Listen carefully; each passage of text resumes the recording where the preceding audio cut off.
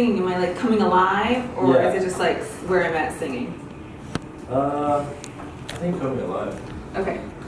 Or like, but slowly. Right, not like that that. slowly. Yeah, I'm alive. So Afraid of Myself was a song that I wrote mostly about dealing with mental illness. I'm someone who's like suffered from depression my entire life, and always feels like there's like two parts to me. There's the part that, you know, goes out into the world and that you see at work and that is happy and outgoing, and then there's that other kind of like darker side that likes to be alone and is introverted and drinks a lot of whiskey. And so the song is kind of about like that dichotomy between your two selves, and, you know, kind of dealing with the darker and the brighter and the lighter sides of yourself, and you know, all the baggage that comes with that. When I first wrote this song, it was called Galaxies, and all I had was that first verse. All across the galaxy are pieces that are left of me. And so I built it off of that. I usually, like, when I write, I get like a little like stitch, a snippet of like lyrics or a melody or something, and then I can just build it out from there. This track, Afraid of Myself, was done by a guy named Brian. I'll put a little thing right here on the video. He's like able to create a mood with just like a lot of space, but it still gives the song a lot of power and energy and dynamics. I really love what he did with this production. I think it has a lot of ambiance, a lot of emotion to it, and a lot of just interesting elements as well. We end up usually tracking vocals locally. So we've been doing a lot of our vocal tracking at a place called Rax Tracks, which has been in business for a very long time and has a deep, rich history in Chicago as being a great recording studio with a lot of people coming in and out of there. I tracked with Kersey there. He's an awesome guy.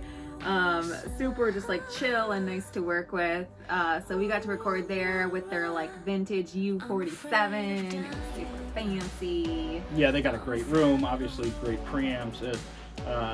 This song was mixed by Matt Dougherty. We've actually done a lot of other tracks with him. Waking Daydream, Cruel, you can check those out. Those are all with Matt Dougherty.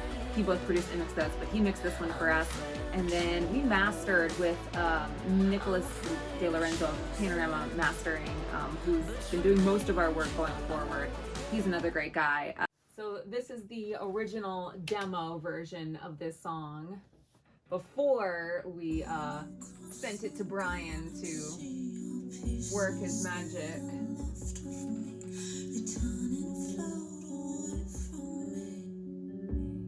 I think Jody probably changed his guitar part a little bit. I don't even remember Fake anymore guitar at right all. now. It's a blur.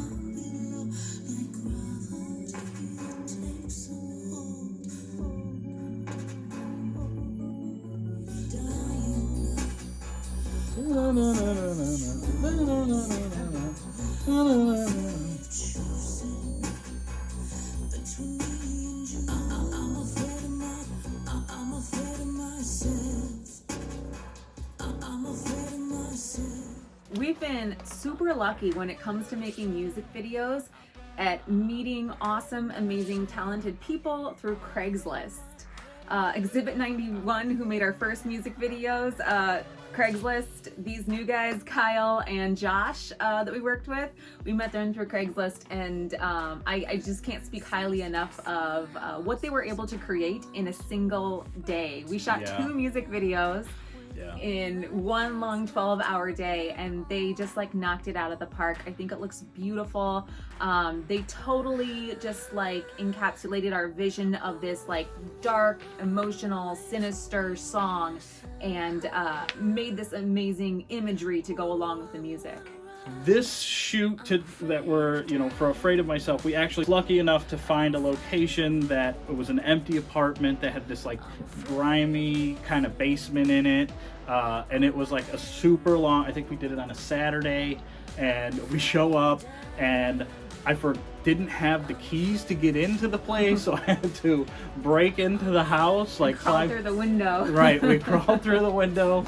Prior, we had went there to set up a little bit, and we had put a bunch of backdrops up, and blacked out a room. And then when we got there, a lot of that stuff had fallen down, and we had to re-put it back up again. Assistants are some of like the hardest working people. Like nonstop, everybody's like, "What can I do to help?" or "How can I?" Yeah, they're this like trying faster? to film and eat at the same time. I Right. mean, Kyle and Josh, who was behind the camera, our DP. I don't think he took a single break that day. Yeah, they move fast. The bathtub scene.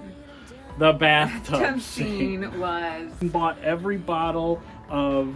We went to Aldi and we bought them out of every bottle of corn syrup that they had. We were I like, think we bought like 30 bottles of like 12-ounce bottles, and then I think we used like maybe 8 of them. Yeah, it was the like gooeyest, weirdest bath I've ever taken.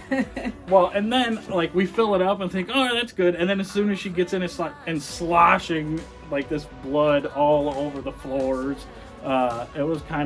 It was the last scene of the day, and it was like, all right, we're gonna get really dirty and it's gonna get nasty here, so like let's save it for the end. And it was And my hair was like dyed pink, I think, for like 2 weeks. I went to work the next day and I had like pink dye just all inside my ears and everywhere. The concept for this music video was again diving into that kind of dichotomy between your two selves. So there's like a good Kendall and there's like an evil Kendall. And I have yet to meet the good Kendall. And so we see this one scene where I am in that white Victorian chair and looking in the mirror, but instead of seeing my reflection, we see back evil Kendall, you know, and it's kind of like this power play between my two selves. And so that's what we really wanted to explore with this song. There's another great shot that Josh got where I have this like red fabric that I'm struggling against. It's like strangling me and I'm struggling to breathe. Just lots of like great visuals that they came up with to portray this kind of internal struggle. I'm in it for 30 seconds playing guitar here and there, and that's really about it. I'm not part of this struggle apparently. So with the scene where you're like fighting the red cloth thing, like that scene, I don't know what the term is for the way we shot that, but Kendall is singing back to the song at 2 times speed, I think. So Yeah, the I song forgot is that. playing twice as fast as normal speed, and we're recording it. So then when you play it back, the video back in regular speed, it gives this kind of like slow-mo effect. I'm still singing in time, but the fabric is like moving in slow motion. So it was definitely a really cool effect. It is like a darker song. There's obviously lots of electronic elements in it. You know, if you're a fan of like 9 Inch Nails, something like that, I think you might be into something like this. So I'm a big fan of like the vocal effects, like chops in the song. That's so cool. Yeah, I think that fall at the end was like for sure something I want to keep in there. I think this song is gonna speak to, you know, anybody who's really like been through depression in their lives. I think they can kind of hopefully relate to just kind of that emptiness that goes along with it, that like feeling of maybe self-destruction a little bit, or being like stuck underwater. You know, that's kind of, I think, the vibe that I was going for with these verses. So I think that anyone who's ever kind of felt that way, I hope that they can relate to this song. The most challenging, I think, part of like writing this song was trying to get the right message across, I guess. Something I didn't want the song to be about was suicide. That's not the message that I want to send out to people. Like, yes, it is about kind of some darker moments maybe and darker feelings, but not to succumb to it. Hopefully the listener, if you're someone who has maybe struggled with some depression, or I mean right now in our current economic COVID-19 situation, I think a lot of people are uneasy and worried and maybe have some self-doubt, and I think what we're trying to do is show that, like, I think everybody kind of goes through that. You're not alone in it. I think like the number one characteristic that is helpful to any human is perseverance, and I think that's something I hope they leave with, is like that we all get knocked down, we all go through tough times, but if you're willing to fight and persevere, you'll get through it.